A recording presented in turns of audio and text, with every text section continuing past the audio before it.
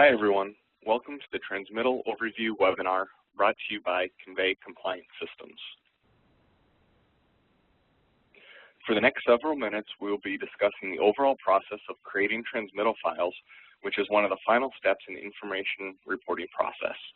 We will cover some tips and tricks around combined federal state reporting, as well as direct state reporting. We will cover the pros and cons of filing what is known as an extension of time, followed by the best approach to handling correction transmittals. Finally, we will provide some additional resources where you can get more in-depth information regarding the transmittal process.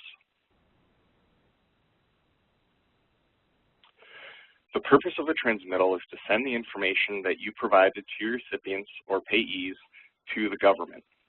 They then take this information and compare it to what your recipients file to ensure everything is reported correctly. If not, they contact your recipients to find out why there was a discrepancy.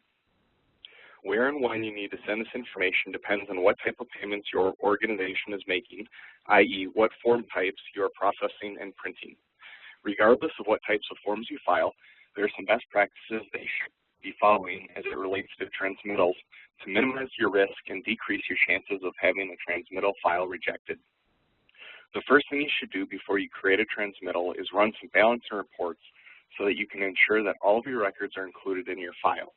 Most software applications will allow you to run a report which will provide record counts as well as dollar totals. You should then compare this to what was included in your transmittal. You will want to make sure you create your transmittal file with the same settings as your print file. For example, if you only printed records above federal thresholds, you should also do the same when transmitting. Most tax reporting solutions also have various data validations which will help you find any potential reject issues, which is a great way to ensure you're submitting correct and valid information. Once you've generated your file and verified that the data contained in that file is correct, you need to submit that information to the IRS.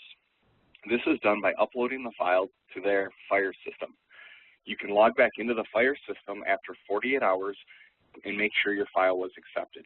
It's important to remember to verify that the file wasn't rejected. If it was, the IRS will provide a report of the issues which you should resolve and then resubmit.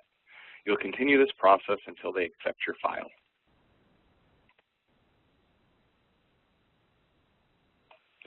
Many states also require you to submit information about payments made within their state.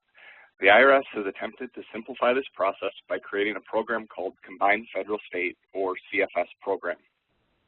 Basically, if your software supports this, extra information is included in your federal file, and the IRS then forwards this information to participating states to satisfy that state's requirements.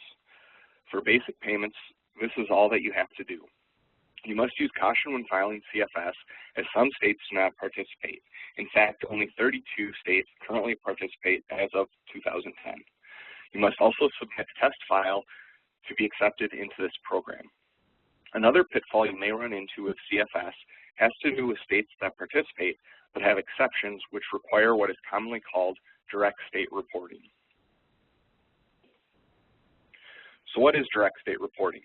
For states that don't participate in CFS, you must submit a file directly to that state with your payment information, much like the federal file you submit to the IRS.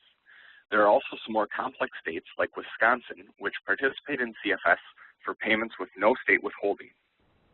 For any payments that have state withholding, you must submit those transactions directly to the state and not include them in your CFS filing. As you can imagine, this gets complicated very quickly due to the number of states, lack of a consistent process from state to state, as well as somewhat complex requirements. To add even more complexity, each state has a different due date. Some are due in January, while a majority of states have due dates in February and March.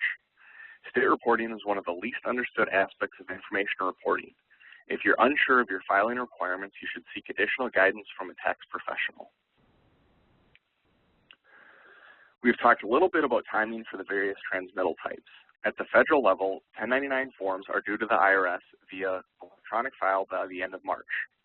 The IRS does, however, allow you to file what is called an extension of time. This extends the due date by 30 days and allows you to transmit your file by the end of April. A lot of our clients take advantage of this, and we highly recommend it. It allows you to make additional revisions to your forms without having to actually file IRS corrections. So what are the disadvantages to filing an extension? Well, really there are none. It is in your best interest to take advantage of this extra 30-day period. If you do have to file any corrections, you should do so as soon as possible. The longer you wait, the larger of a penalty you may face. Each of these penalties listed on this slide is per corrected form. So as you can imagine, the penalties can add up very quickly.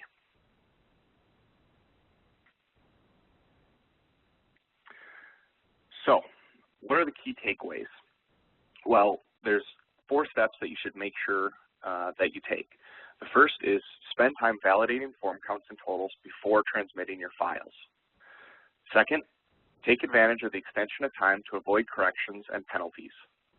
Third, check with your tax advisor to ensure that you are properly meeting state requirements. And finally, if corrections are needed, be sure to file them as soon as possible. For additional information, you can check out each transmittal publication. Some of the most common publications are the 1220 for most federal forms, as well as regulations surrounding the Combined Federal State or CFS filing program, the EFW2 for filing forms W2, and publication 1187 for form 1042S. For information about direct state filing, you will need to go to each state's website as the regulations vary by state.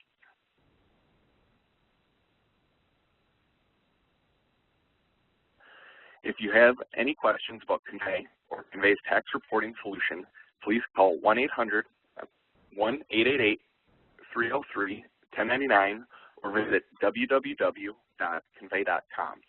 And finally, you can keep current on topics like IRS and state transmittals by reading our tax information reporting blog at www.1099news.com. Thanks.